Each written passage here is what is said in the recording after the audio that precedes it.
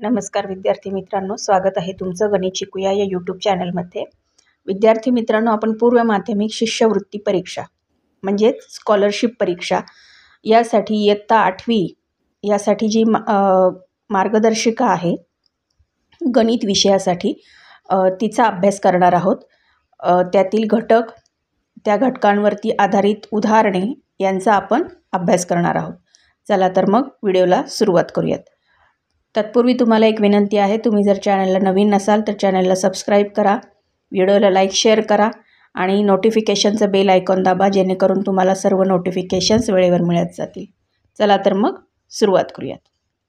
उपघटक 2.7 सरासरी हा घटक आपण आज या व्हिडिओत अभ्यासणार आहोत।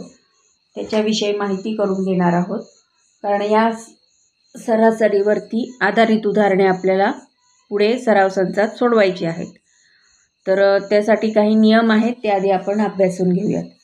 आता सरासरी म्हणजे काय असते तर दिलेल्या सांख्यिक माहितीतील संख्यांच्या बेरजेला त्या माहितीतील संख्यांच्या संख्येने भागल्यास सरासरी मिळते। म्हणजे सरासरी बरोबर एकूण संख्यांची बेरीज छेद एकूण संख्या। आता उदाहरणार्थ जर सांगायचं झालं तर इथे बघा, एका वर्गातील 5 मुलांना खालीलप्रमाणे चॉकलेट वाटली तर प्रत्येक मुलाला सरासरी किती चॉकलेट वाटली। आता 5 मुलं आहेत, तर प्रत्येकाला एकाला 12 दिली, एकाला 10 दिली, एकाला 8 दिली, एकाला 14 दिली, एकाला 6 दिली।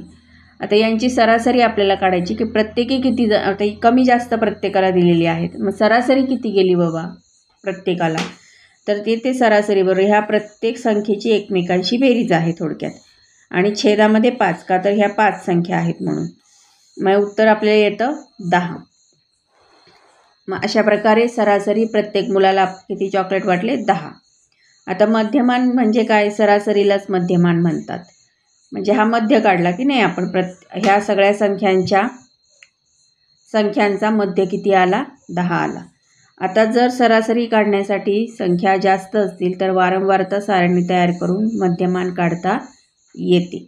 उदाहरण बघा, याचं काय आहे, एका गावात 30 कुटुंबांनी एका दिवशी घेतलेल्या दुधाचे प्रमाण लिटरमध्ये दिले आहे, त्यावरून प्रत्येक कुटुंबाने घेतलेले सरासरी दूध किती।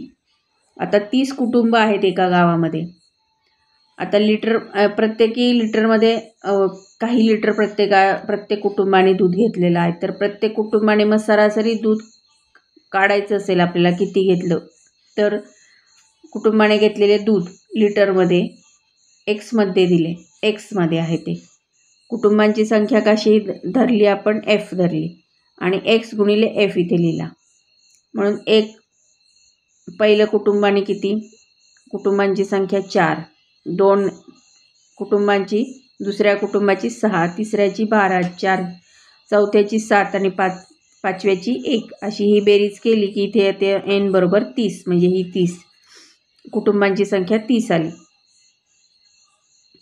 मग आता इथे आपण एक्स गुणिले एफ म्हणजे हा 1 आणि ह्या 4चा गुणाकार, 2 आणि 6चा गुणाकार, असे करून इथे गुणाकार प्रत्येकी केले आणि त्यांची बेरीज इथे लिहिली 85। मग आता मध्यमान म्हणजे एक्स बार।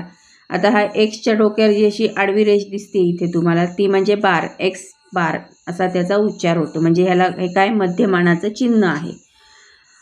मध्यमान ह्या चिन्हाने दर्शवतात, म्हणून एकूण एक्स गुणिले एफ छेद एन, म्हणून 85/30 मग 2.83 लिटर दूध याच्या प्रत्येक कुटुंबाने घेतलं, असा त्याचा अर्थ निघतो। मध्यमान म्हणजे सरासरी, यावरून प्रत्येक कुटुंबाने 2.83 लिटर दूध घेतले असा त्याचा अर्थ होतो।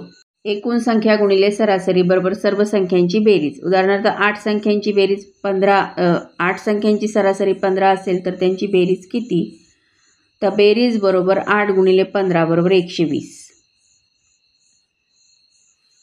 त्यानंतर एखाद्या वस्तूची समान वाटणी दर्शवणारी संख्या म्हणजे सरासरी होय। 5 किंवा 3 किंवा 7 क्रमवार नैसर्गिक संख्यांची सरासरी मधल्या बेरजे इतकी येते, मधल्या संख्ये इतकी येते। उदाहरणार्थ 1 + 2 + 3 + 4 + 5 ह्या काय क्रमवार नैसर्गिक संख्या आहेत, छेद 5 का, तर ह्या 5 संख्या आहेत म्हणून 5। मग 15/3 बरोबर 3 ही काय आहे, त्या दोन या संख्यांमधली संख्या आहे। सरासरी मधल्या संख्ये इतकी येते. म्हणजे सरासरी किती आली? या मधल्या संख्ये म्हणजे 3 मग ही 3 आली मधली संख्या. 5 किंवा 3 किंवा 7 या क्रमावर सम किंवा विषम संख्यांची सरासरी मधल्या संख्येच्या इतकी येते. म्हणजे तसंच आहे. फक्त इथे काय केलेलं आहे? नैसर्गिक संख्या घेतल्या आणि इथे विषम संख्या, सम किंवा विषम संख्या असं घेतलेलं आहे. ते पण त्याच पद्धतीने ती आधी विषम संख्या घेतली, त्यांची सरासरी आली 7, सम घेतल्या त्यांची आली 14. आता इथे गटातील सर्व ठराविक संख्या ठराविक किमतीने वाढवल्या किंवा ठराविक किमतीने कमी केल्या तर सरासरीसुद्धा त्याच संख्येने वाढते किंवा कमी होते. 15, 20, 25 यांची सरासरी 20 आहे. इथे ते दाखवलं बघा तुम्हाला करून.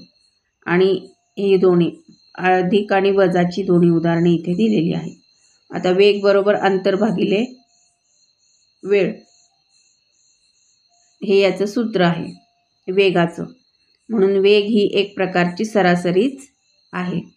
आता n क्रमवार संख्यांची सरासरी बरोबर पहिली संख्या अधिक शेवटची संख्या छेद 2.